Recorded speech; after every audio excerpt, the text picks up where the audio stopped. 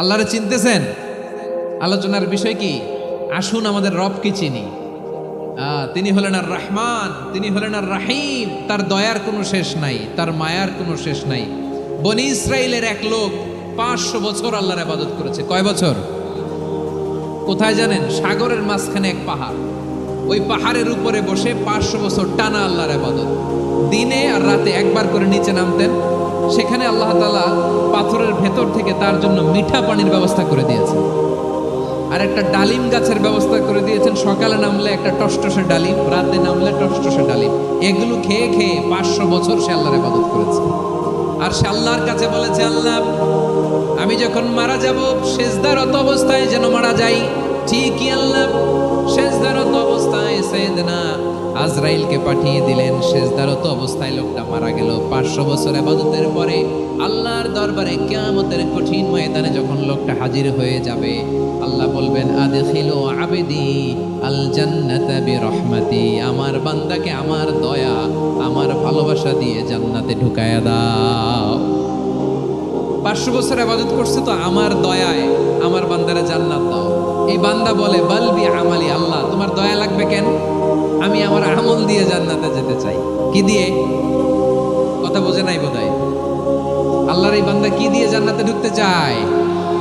আমল দিয়ে। আল্লাহ বলছে, আমার দয়ায় আমার বান্দারে জান্নাতে নিয়ে যাও ফেরেশতারা। এ বলে, আল্লাহ তোমার দয়া লাগবে কেন? সেজদা তো কম দেই নাই, জিকির করতে করতে 500 বছর শেষ করে দিলাম, আবার তোমার দয়া লাগবে?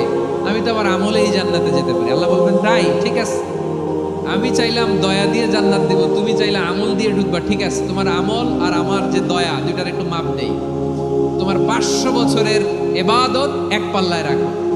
আর আল্লাহ বললেন, আমি যে দয়া করে এই দুনিয়ার নাজ নেয়ামত বিউটি সৌন্দর্য দেখার জন্য তোমার দুটা চোখ দিয়েছিলাম, দুটা নয় একটা চোখ আরেক পাল্লায় রাখো। রাখা হবে, দেখা যাবে ওই 500 বছরের ইবাদত হালকা হয়েছে, আর মুহূর্তের মধ্যে আল্লাহর দেয়া একটা চোখের নেয়ামত ভারী হয়ে গিয়েছে। আল্লাহ বলবেন, তোমার কথা মতো মাপ দেয়া হলো, এবার ফলাফল দেখো। হিসাব বলে, তুমি এখন জাহান্নামে যাবা। Go to the hell fire, যাও এবার জাহান্নামে যাও। মাপ চোখে যখন আসছো আমার সাথে হিসাব ক্যালকুলেশন, যাও তুমি এবার জাহান্নামে যাবা। এবার লোকটা কাচুমাচু করে বলে, আল্লাহ আমি বুঝি নাই, আল্লাহ আমি বুঝতে পারি নাই, খেয়াল করি নাই, তুমি আমারে ক্ষমা করো, তুমি আমারে মাফ করো। ও আল্লাহ, এবার আমি টের পেয়েছি, এবার আমি বুঝতে পেরেছি, তোমার দয়া ছাড়া দুনিয়ায় কেউ জান্নাতে যেতে পারবে না, কেউ পারবে না।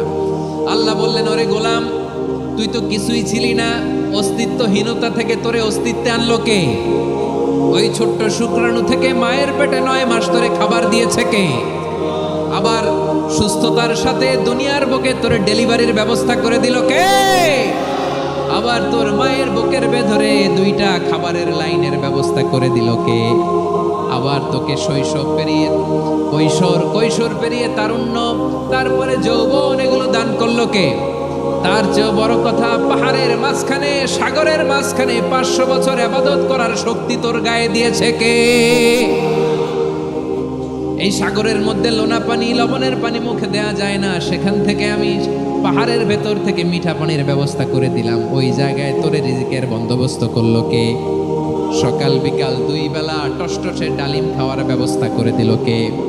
তোর আবদার ছিল, আল্লাহ আপনি আমার সেজদারত অবস্থায় রুহু কবজ করবেন, তোর শেষ আবদারটাও পূরণ করেছে কে? ও গোলাম, আমার রহমতের তুলনায়, আমার নেয়ামতের তুলনায় তোর 500 বছরের ইবাদতের কোনো ওজনই হবে না।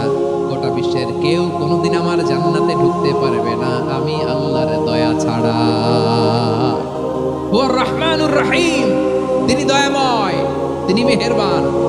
জিবরাইল আলাইহিস সালাম বিশ্বনবীর এই লম্বা হাদিসটা যখন শোনালেন, আমি যা যা বলছি এটা বিশাল এক হাদিসের অনুবাদ। বললেন, ইয়া মুহাম্মদ, এই দুনিয়ার সবটাই চলে আল্লাহর রহমত দিয়ে। হাদিসের শেষ কথা, সব চলে আল্লাহর কি দিয়ে?